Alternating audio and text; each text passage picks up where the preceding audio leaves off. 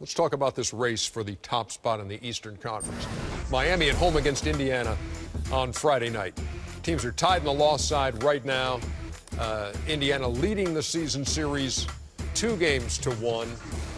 But, man, Indiana, while that seemed like a foregone conclusion at one time that those two teams would meet for the Eastern Conference Finals. And it's still a foregone conclusion. Really, the Indiana situation lately doesn't concern you at all? Benching Roy Hibbert, then sitting everybody down. I don't think a little adversity hurts a team.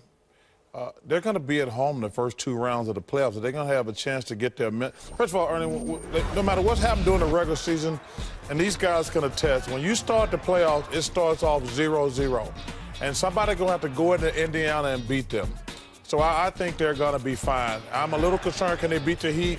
But I think this little thing, this adversity, is going to help them in the long run. You don't think a team like Chicago that has come on in the second half of the season is a threat to Indiana if they meet in the conference semis? I do not. You do not? You don't think Chicago can contest I don't Indiana? think they can score. I think the Indiana Pacers, everybody act like the world is falling in. The Heat, the Pacers have not played well, but they still got the lead in the Eastern Conference. As they struggle, so obviously Miami's been struggling also. But nobody's saying Miami, the world's falling out of Miami's basket. Yeah, they're saying that in Miami. Yeah. But I will say this, Joe Chuck. I think that I just remember when Frank Vogel first took the job, and I think the Pacers were at like 11th or 12th. They said, we're going to make the playoffs.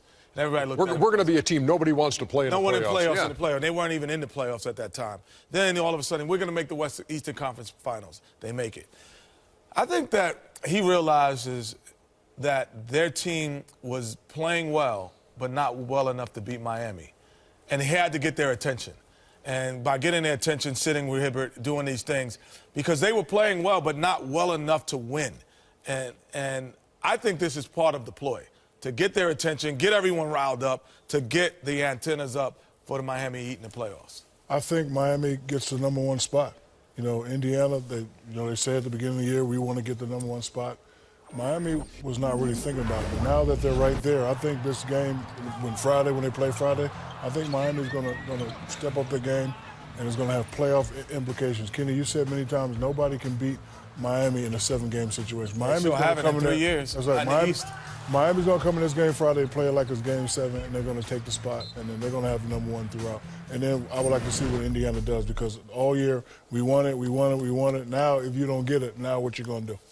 And that's probably been my problem with the Pacers all year. I don't think you can hold your hat that we got to get home court. Because as we know, we've all lost big games at home, and we won big games on the road. So you just can't say if we get home court. That's the only problem I've ever had. Indiana, I'm going to give Kenny some love. He says, even when they were winning, they were still turning the ball over too much. That's what Larry Bird said 2 months ago. Right. And now they've lost a little confidence. But you know what? They got to say to themselves, if somebody had told us 6 months ago when the season started, we're going to have the best record in the Eastern Conference with a week to go, they would have taken that. Yeah. That's the race for the top. We still have to find out who's going to be the #8 seed in the East.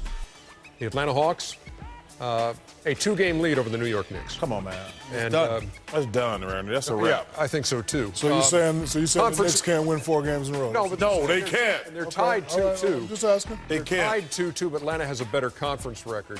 And the Knicks have a tougher schedule down the stretch. They got to play Toronto twice. They're home against Chicago.